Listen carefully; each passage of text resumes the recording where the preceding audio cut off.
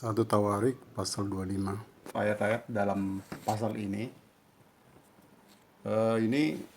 mengenai para penyanyi di rumah Tuhan.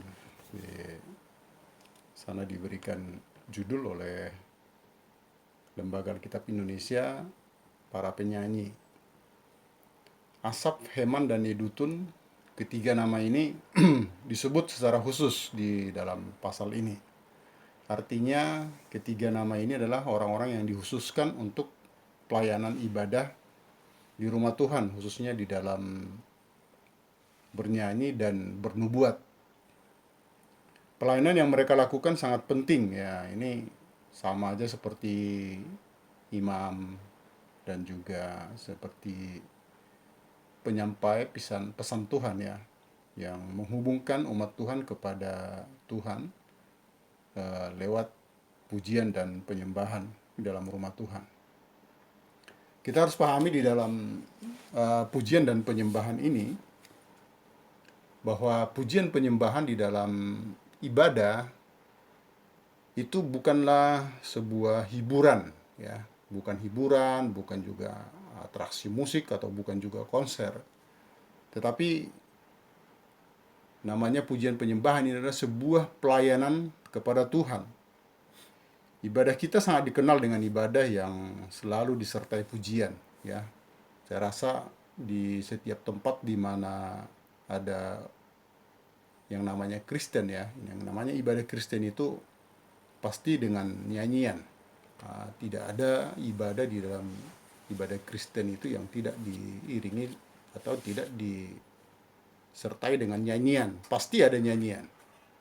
Dan biasanya di dalam ibadah itu selain berdoa, di sana ada ibadah yang disertai dengan nyanyian dan penyembahan.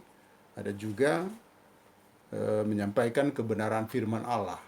Walaupun berbeda-beda ya tata cara di dalam setiap gereja, mungkin antar gereja berbeda, tetapi pada umumnya isi di dalam sebuah ibadah itu adalah nyanyian atau pujian, kemudian ada firman Tuhan, kemudian ada doa ya. Jadi yang ketiga ini walaupun mungkin bentuknya berbeda-beda di setiap gereja, tetapi pastilah atau dapatlah dipastikan bahwa setiap ibadah itu pasti disertai dengan nyanyian.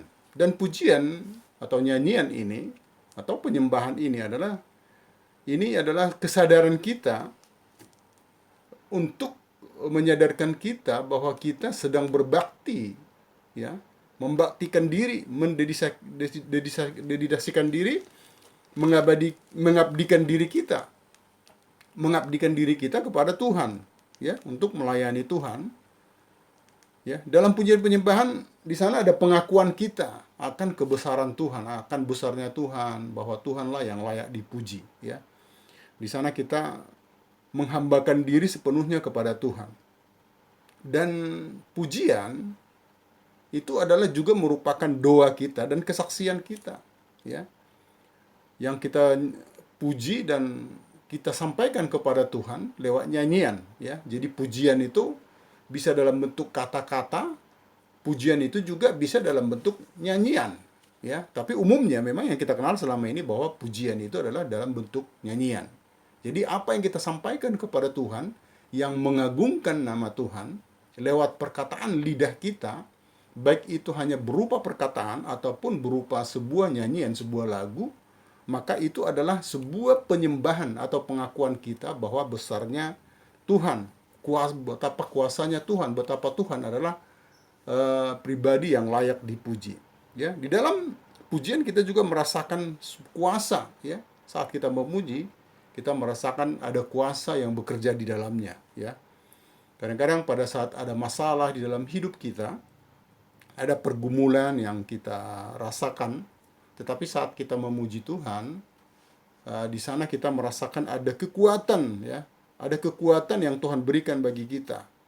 Sekalipun mungkin doa-doa kita, pergumulan kita, ya, permohonan kita kepada Tuhan atas masalah yang kita alami, baik itu masalah sakit penyakit, masalah kehidupan yang lain-lain yang kita perlukan, seolah-olah tidak ada jawaban. Tetapi dengan kita menyembah Tuhan, dengan kita memuji Tuhan, hati kita akan diubahkan oleh Tuhan untuk siap menghadapi permasalahan itu, ya. Sekalipun masalah itu setelah kita berdoa, setelah kita menyanyi juga masalah itu tidak hilang begitu saja, tetapi respon diri kita, respon hati kita terhadap permasalahan itulah yang Tuhan ubahkan.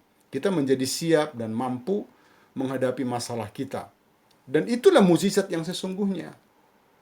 Mukjizat yang sesungguhnya, ya, bukan sebatas dengan terjadinya sebuah perubahan di dalam keadaan, ya, bukan atas jawaban atas sebuah pergumulan, bukan itu saja. Memang itu termasuk sebuah mukjizat juga, tetapi salah satu mukjizat yang terbesar adalah bagaimana kalau kita sudah berubah. Mukjizat yang paling besar adalah perubahan sikap kita, ya. Kita ke tadi yang kita baca tadi di dalam 1 Tawarik 25 ini, di dalam ayat ke-7, ya, dan 8. Khususnya 7 dan 8 ini, di sana dikatakan, jumlah mereka bersama-sama saudara-saudara mereka yang telah dilatih bernyanyi untuk Tuhan. Mereka sekalian adalah ahli seni. Ada 288 orang. Ayat 8, tua dan muda, guru dan murid membuang undi mengenai tugasnya. Di ayat 7 ini dikatakan dilatih. Ya. Dilatih, kata dilatih berarti dibentuk, ya, diajar. Betapa pentingnya latihan ini di dalam bernyanyi, ya. Selain mempelajari lagu, terutama lagu-lagu baru, misalnya, latihan ini juga membentuk kesatuan erat di antara orang-orang yang melayani. Ada kekompakan, ya. Di sana dibentuk sebuah komunitas yang baik, ya. Ada kesehatian di antara kesatuan hati di antara semua yang melayani, yang terlibat dalam pelayanan di waktu yang bersamaan, ya. Karena sebelum latihan pasti tentu berdoa dulu, ya, mohon perkenanan Tuhan, karena perkenanan Tuhan itulah yang paling penting di dalam sebuah ibadah. Jadi kalau Tuhan berkenan di dalam sebuah ibadah, maka ibadah itu akan terasa hidup, suasananya akan terasa hidup. Ya, sebab itu memang perkenanan Tuhan itu haruslah dimohonkan kepada Tuhan, ya, di dalam pelayanan. Selain itu, latihan ini juga akan membentuk setiap orang yang bertugas lebih bertanggung jawab, ya, lebih tahu akan tugasnya, lebih mengerti apa yang harus dilakukan, sehingga di dalam pelaksanaan ibadah itu semua jadi tertib, ya. Dan sedapat-dapatnya pemimpin juga harus juga mengatur setiap orang-orang yang bertugas pada saat itu dari jauh-jauh hari sebelumnya. Jadi jangan misalnya mendadak menunjuk orang sehingga orang itu tidak siap di dalam kesatuan tadi, menjadi berubah, ya. Ada sedikit perubahan, ada sedikit masalah bila ada seseorang yang tiba-tiba dimasukkan di dalam satuan tugas tadi, satuan tugas di dalam pelayanan. Jadi haruslah satuan tugas pelayanan tadi, siapa yang diikutkan berlatih, siapa yang diikutkan untuk melatih nyanyian-nyanyian, pujian, dan semua tata cara yang harus dilakukan di dalam ibadah itu, haruslah itu yang bertugas di saat ibadahnya, ya. Kecuali memang benar-benar ada halangan yang tidak bisa dihindari sehingga seseorang berhalangan dan harus digantikan oleh orang lain, ya. Kalau seperti itu ya mungkin mau nggak mau. Tetapi itu pun harus ada pengarahan-pengarahan yang harus disampaikan sehingga jalannya ibadah itu menjadi baik. Dikatakan juga di ayat 7 ini, mereka sekalian adalah ahli seni. Artinya, mereka ini sudah terbukti bisa, ya, bahkan ahli dalam menjalankan tugasnya, ya. Kita lihat tadi kan di ayat yang ke-7 itu, jumlah mereka bersama-sama saudara-saudara mereka yang telah dilatih bernyanyi untuk Tuhan. Mereka sekalian adalah ahli seni. Ada 288 orang, ya, cukup banyak orangnya di sini. Dikatakan, jadi mereka ini adalah orang-orang yang sudah mengerti apa yang harus dilakukan, orang yang paham tugasnya, ya, orang yang ahli di dalam seni bernyanyi, ya. Mereka sekalian adalah orang-orang yang telah terlatih, orang-orang yang sudah siap dalam melayani. Jadi di dalam sebuah pujian itu haruslah orang yang mengerti keahlian di bidang vokal, artinya semua harus mengerti bagaimana cara bernyanyi di dalam ibadah, dalam mengikut Tuhan. Selanjutnya di ayat 8 juga dikatakan ya, lebih ke ayat 8 lagi, di sana dikatakan tadi, tua dan muda, guru dan murid membuang undi mengenai tugasnya. Ya, di dalam ayat ini dikatakan tua dan muda, guru dan murid diundi. Apa artinya ini? Artinya adalah pelayanan ini tidak mengenal usia. Walaupun sebenarnya seperti apa yang kita telah dengarkan firman Tuhan yang sebelumnya itu harus ada regenerasi. Itu penting. Artinya memang orang muda juga harus diikutkan. Tetapi bukan berarti orang tua tidak ikut melayani. Sebab sebenarnya di dalam pelayanan ini tidak ada yang namanya kata pensiun. Ya. Selagi masih ada kekuatan, selagi masih ada kemampuan untuk kita harus melayani. Ya, kita harus melayani. Artinya setiap orang dengan usia dan jabatan, ya, dikatakan juga di sini ada guru dan murid, ya, tidak terkecuali. Mau guru, mau murid, mau orang yang sudah senior, mau orang yang masih baru belajar tetapi sudah memiliki kemampuan. Artinya semua harus dilakukan dalam pelayanan ini, di dalam pelayanan pujian ini. Setiap orang yang memiliki kemampuan atau bisa bernyanyi atau bisa memimpin bernyanyi, maka ini harus ditugaskan secara bergiliran. Ya, kedua ayat ini, yaitu ayat 7 dan ayat 8 tadi itu, kedua-duanya memiliki hubungan yang sangat erat. Ya, artinya di sana adalah semua orang yang ahli, ya. Itu intinya pertama dulu, orang yang ahli atau orang yang bisa, orang yang mampu, itu yang pertama dulu. Kemudian, apapun statusnya, baik tua maupun muda, apapun statusnya, baik pemimpin, baik guru, baik murid, semuanya harus diberikan kesempatan untuk melayani, ya, sesuai dengan bidang dan kesempatan yang diberikan pada saat itu. Ya, kalau kita lihat ini, jadi ingat kita dengan lagu yang ditulis oleh Pak Pendeta Wilhelminus, ya, Wilhelmus Latumahina, ya, beliau adalah ketua umum PMKTI atau Persatuan Masyarakat Kristen Indonesia Timur dan gembala sidang di GBI Bethesda Tangerang, yang almarhum, yang dulu menulis lagu Hidup Ini Adalah Kesempatan.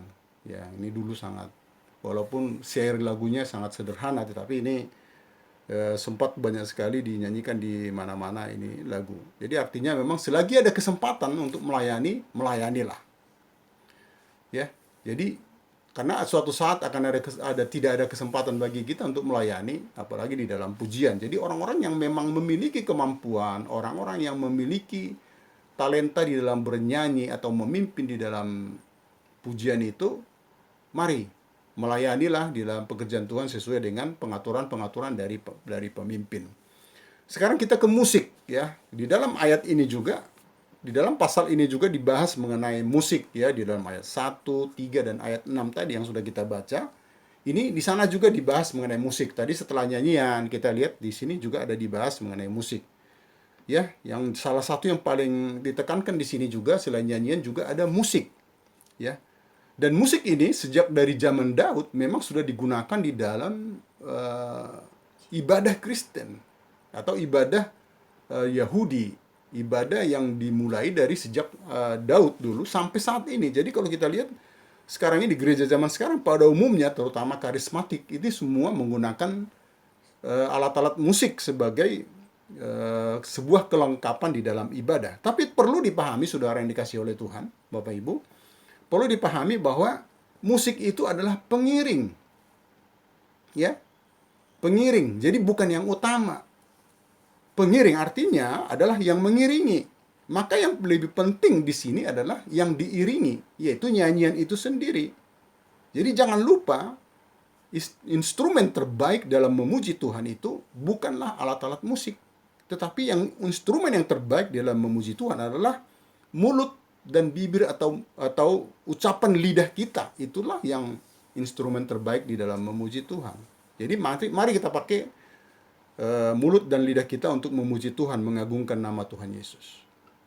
Jangan ada anggapan di dalam kita bahwa suasana ibadah itu baru terasa enak, baru terasa hidup apabila musiknya bagus, ya, pemain-pemainnya pintar.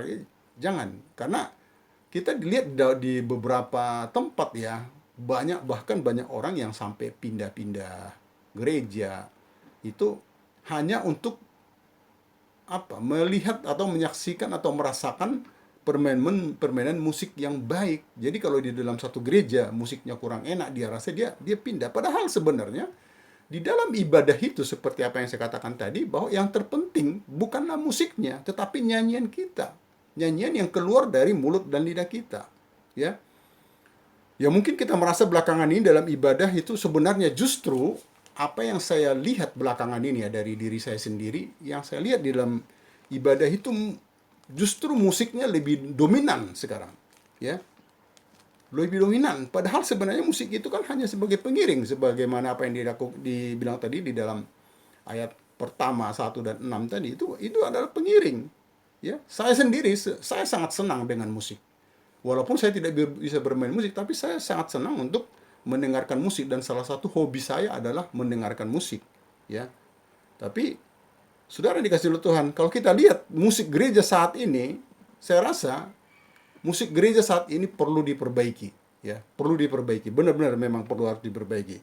Mohon maaf saya harus katakan ini karena harus ada keseimbangan di dalam ibadah.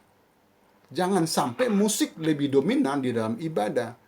Harus ada keseimbangan antara vokal dalam hal ini suara song leaders, suara singers, kemudian suara jemaat, itu harus ada keseimbangan.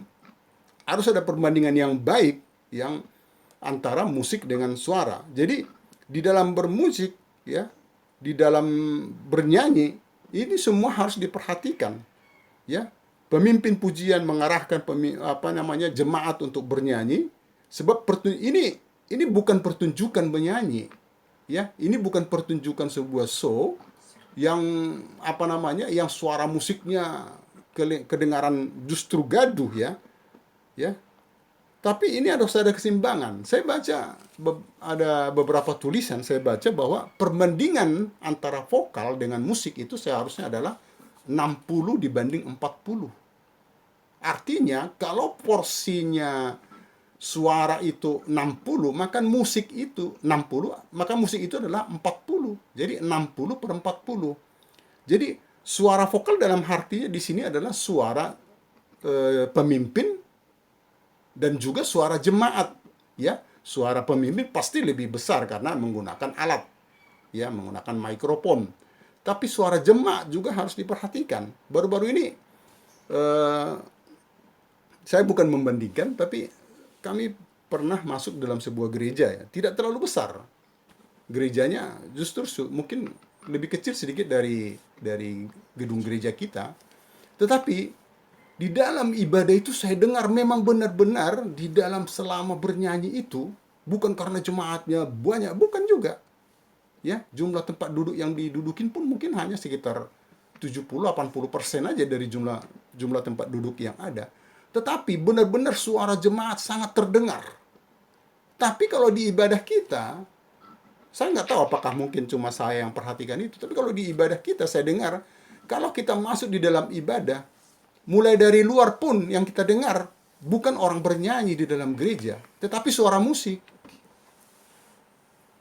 Ya, jadi mohon maaf saya mungkin katakan ini bukan mengoreksi, tapi mungkin ini perlu juga perhatian kita bagi yang memiliki wewenang untuk itu ya.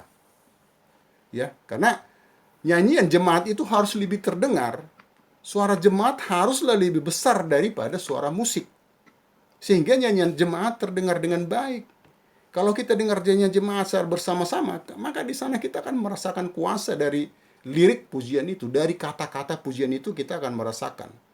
Tapi apa yang kita rasakan belakangan ini, jemaat diam atau jemaat bernyanyi pun sudah nggak ketahuan. Benar-benar sudah nggak ketahuan. Kalau semua diam cuma berbisik-bisik, kalau saya memang ya, kalau dulu suara saya itu setiap kali ibadah, ya dulu ya maksud saya ya, setiap selesai ibadah hari Minggu, pokoknya hari Minggu begitu saya pulang ke rumah suara saya hilang, benar-benar suara saya hilang, karena memang saya keluarkan karena di rumah saya tidak begitu bebas untuk menyanyi ya, karena maklum di kiri kanan rumah ya kita juga harus punya perasaan dengan orang yang tidak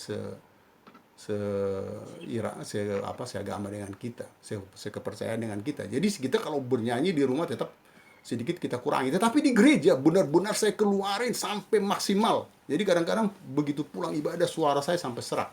Itu dulu Tapi bagi orang-orang yang masih memiliki kekuatan untuk bernyanyi, mari.